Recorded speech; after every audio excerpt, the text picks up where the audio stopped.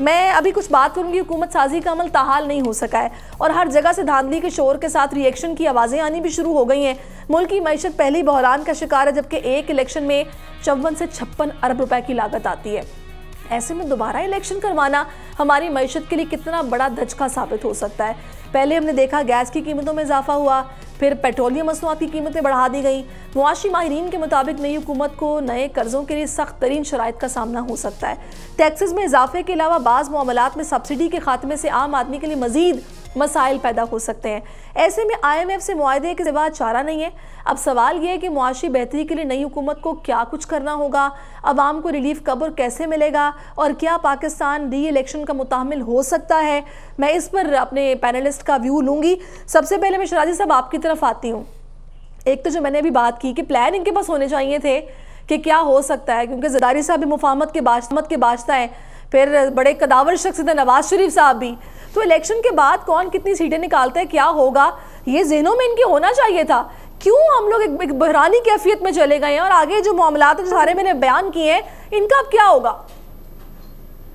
देखिए, मेरे ख्याल में तमाम सियासी जमातें जो कि शायद समझती रही हैं कि एक कैलकुलेटेड अमाउंट की सीटें वो जीतेंगी, और उनको ये एश्योरेंस भी शायद दी गई थी या उनके जहन में थी, या वो समझते रहे हैं कि 18 महीने के बाद या 5 साल के बाद वो वापस आए और हुकूमतें बनाएंगे।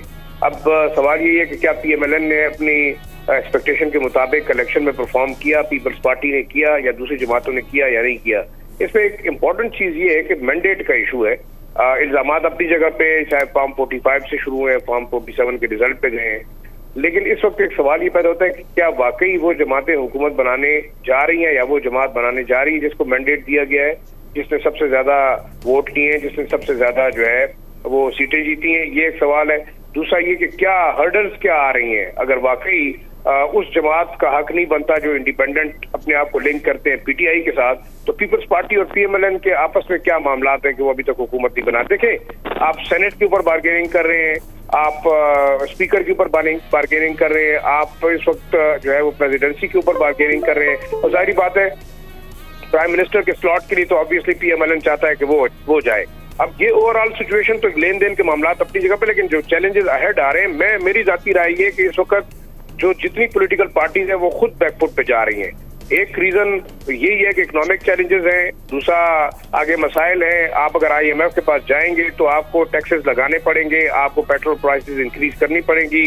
आप देखिए शिराजी साहब, बिल्कुल आपने बिल्कुल सही कहा है, लेकिन एहतशाम साहब ये तो सारी वो बातें हैं जो इलेक्शन से पहले सबको मालूम थी।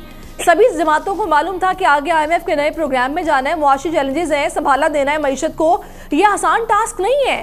तो फिर अब ये क्या मसला है? सर शमाजत के साथ हमेशा की तरह सियासी जमातें जो मेन जमातें थी, खासतौर पे पीपल्स पार्टी, PMLN और PTI, इन्होंने आप देख लें आखिरी दिनों में इनके मैनिफेस्टो इंतखाब पे के आए और उसमें भी आप देख लें कि सीरियसनेस कोई नज़र नहीं आ रही कि जो चैलेंजेस हैं उनसे कैसे नबरदाश्त होंगे। सिर्फ और सिर्फ ये था कि वो कहते हैं पंजाबी में डंक टपाऊ अरेंजमेंट, कि किसी तरीके से इलेक्शन जीत के आए तो बाद में देखा जाएगा। देखिए, इनको ये पहले बाकी तो आप सही कह रही हो कि सोचने वाली बात है कि आप प्लान करके आते हैं कि हमने हमारा एजेंडा, इंतखाबी एजेंडा ये है, फिर हमने कैसे करना। और खास तौर पे मौजूदा हालात में कि आपने 16 माह में देख लिया कि आपका टेक्निकल डिफॉल्ट हो चुका था। ये बड़ी मुश्किल से हमें आपने देखा रोल ओवर मिला चाइना से, सऊदी अरब से, UAE से हमारी बचत होगी, और आज भी $6 बिलियन से ज्यादा के हमारे जर्ज नहीं है। अगर आपके मेरे पैसे जो रखे हुए हैं वो मिलाएं तो तकरीबन ये $7-8 बिलियन बनता है जो स्टेट बैंक के पास है।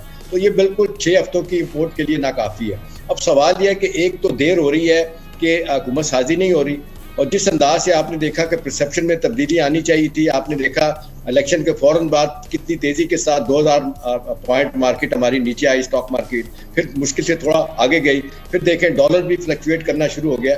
इसकी वजह यही थी कि गैर यकीनी की सूरत हाल जिसे मैं और आप सोच रहे थे कि इलेक्शन के बाद किसी कमी होगी, इकोनॉमिक पॉलिटिकल स्टेबिलिटी आएगी, वो नहीं आ रही। उसकी 2 वजूहत है। एक तो है कि सियासी जमातों के अपने झगड़े जो सिर्फ और सिर्फ माजत के साथ अपनी जात से हटके नहीं है, बड़े शॉर्ट लिव और जिसको कहना चाहिए मॉनिटरी बेनिफिट के लिए, सियासी फायदे के लिए जो है ना वो रियासत और मुल्क का जो है ना इंटरेस्ट उसको वो कुर्बान कर रहे हैं। अब होना ही चाहिए था कि ये बैठ के फैसला कर लेते।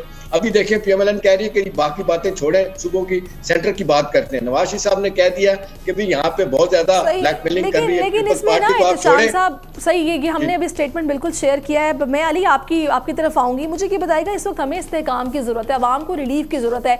ऐसे में हमने माजी में देखा है कि हुकूमतें जब जब बनी एस्टैब्लिशमेंट के बड़े किरदार की बात की गई है।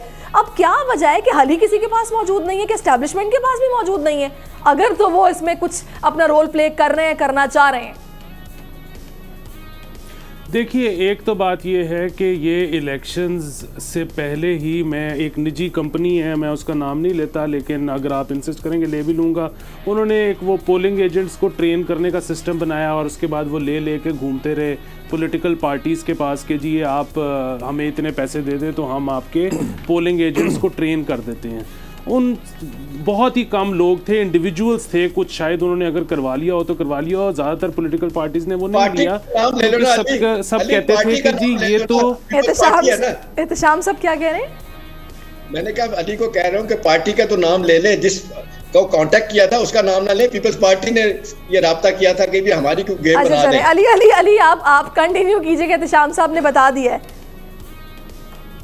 नहीं, मैं तो निजी कंपनी का नाम नहीं बता रहा था। पॉलिटिकल पार्टीज तो तकरीबन किसी ने भी नहीं लिया, और सबका बयान ये था कि जी ये तो आरओज का इलेक्शन है, पोलिंग एजेंट्स को ट्रेन करके हमने क्या करना है।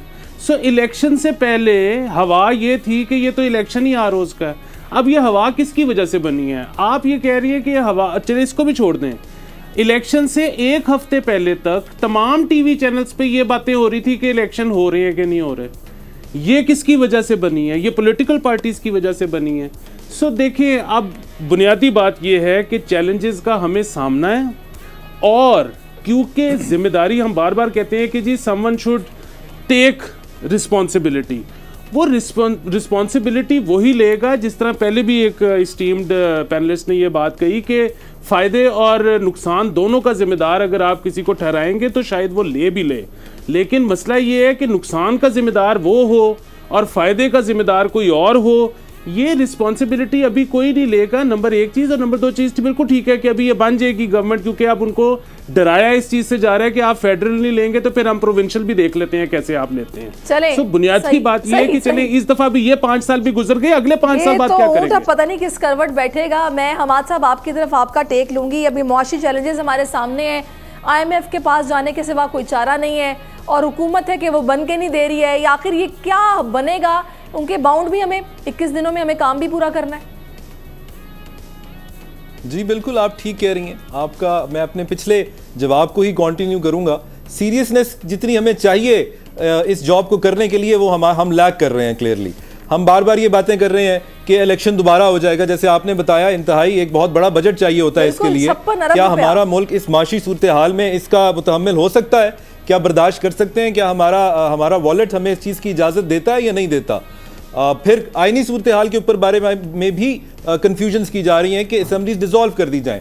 आर्टिकल 58 के अंदर इस बारे में बात की गई है। 2 सूरतों में की जा सकती है, एक तो प्राइम मिनिस्टर की रिकमेंडेशन पे, और दूसरा अगर वोट ऑफ नो कॉन्फिडेंस लेने के बाद कोई पार्टी मेजॉरिटी ना ले सके। उससे पहले ऐसी कोई सूरत हाल आइन में मौजूद नहीं है कि एक वजीर आजम नहीं बन पा रहा तो असेंबलीज को डिसॉल्व कर दिया जाए। इस चीज को भी क्लियर करना बहुत जरूरी है, लेकिन शायद हमारी पॉलिटिकल पार्टी जान के उसको रन ऑफ इलेक्शन कहते हैं ना, कि अगर कोई जी बिल्कुल चले जी, बात सिर्फ इतनी सी है एहतशाम साहब के इस मसले का कोई ना कोई हल निकलना जरूरी है, और इन्हीं जमातों ने जो कि स्टेक होल्डर हैं सभी, इन्होंने अवाम की फलाह के लिए। जी अली, आप कुछ कहना चाह रहे हैं? मैं सिर्फ इतना कहना चाहता हूं कि कानूनी तौर पे, आईनी तौर पे कैसे री इलेक्शन हो सकता है, ये तो जिस तरह से बताया वकील साहब ने, वो जाहिर है वही चीज़ दुरुस्त होगी। ये जो बार बार पैसों की बात होती है ना, इस पे नहीं घबराना चाहिए। ये वाले कौन से हमने अपने पैसों से करवा लिए थे? आपको पता होगा कि जाहिर है IMF की टीम यहाँ पर आके बैठी हुई थी और वो डिक्टेट कर रहे थे कि जी अगर पैसे नहीं है तो इस हेड से निकल सकते हैं, पैसे नहीं है तो आ सकते हैं। वो इलेक्शंस दोबारा कराना, पैसों की, वो हमें 55 अरब बहुत ज़्यादा पैसे लगते हैं रुपयों में, बाहर से डॉलरों में वो बहुत कम हो जाते हैं। अगर करवाने हो वैसे तो जाहिर है किसी को सूट नहीं करता, पैसे करवाने हो तो हो जाए। सही, अवाम को रिलीफ चाहिए। विल सिर्फ इतनी होनी चाहिए कि हमने जल्दी इस मुल्क को स्टेबिलिटी देनी है, इकोनॉमिक स्टेबिलिटी देनी, ताकि अवाम जो कि बेचारे पिस रहे महंगाई की चक्की में, उन्हें कुछ रिलीफ मिल सके। और इन्हीं स्टेक होल्डर्स को सोचना होगा। ये सोचेंगे तो कि मामले का कोई ना कोई हल निकलेगा, और टेबल पर बैठ के बात करना ही तमाम मसाइल का हल होता है, और इन्हीं सब ने करनी है। सब्सक्राइब करें और बेल दबाएं ताकि कोई खबर रह न जाए।